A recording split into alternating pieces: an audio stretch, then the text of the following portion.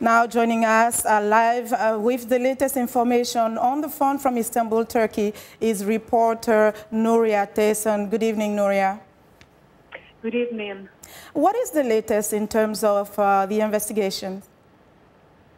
Well, actually, no terrorist group has claimed responsibility for this attack, even though the government is saying that it's attributing this attack to ISIL, to Daesh, because the modus operandi is pointing to this terrorist group that has been committing other attacks previously during this year in the country. The reason, for example, as you were explaining previously, that they were shooting randomly and also attacking a soft target with civil people and not something related to the government, is something that is giving some information to the government to think that it could be Daesh, the Islamic State, who is behind this attack.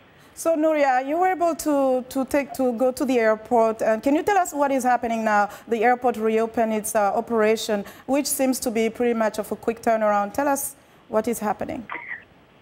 Okay, it's not. This is the third most crowded airport in Europe, and around 60 million people passed through this airport last year, only in 2015.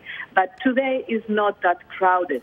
People is trying to have like a normal day to walk around normally, but it's almost impossible. I mean, you cannot avoid to stop and look and see how the glasses are broken, how the gunshots are in the crystal, in the doors, or how the ceiling has fallen down completely in some parts of the terminal.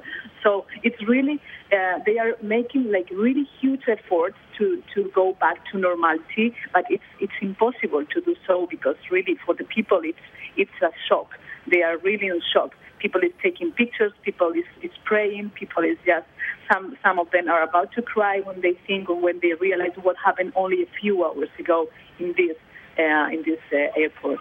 So this latest attack is one of a series of attacks that have been happening in Turkey since 2015 specifically. Can you tell us how this is impacting the country?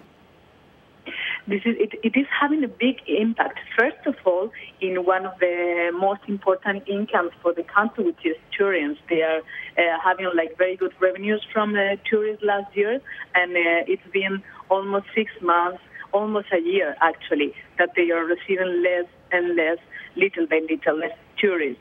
So people is not going anymore to places where they used to go. For example, the Turkish coast is almost empty. There are like 80% of their capacity these days. They don't have customers. And also, in the other side, it's also affecting politics. For example, it has a very important impact in how Turkey is now dealing with the conflict in Syria, and also the internal politics, because it's not only the Islamic State who is committing this kind of attempt, this kind of attacks. Okay, Nuria, we have to leave it there, unfortunately. Thank you so much for joining us with the latest report. Okay. And reporter Nuria Teson joining us live via phone from Istanbul, Turkey.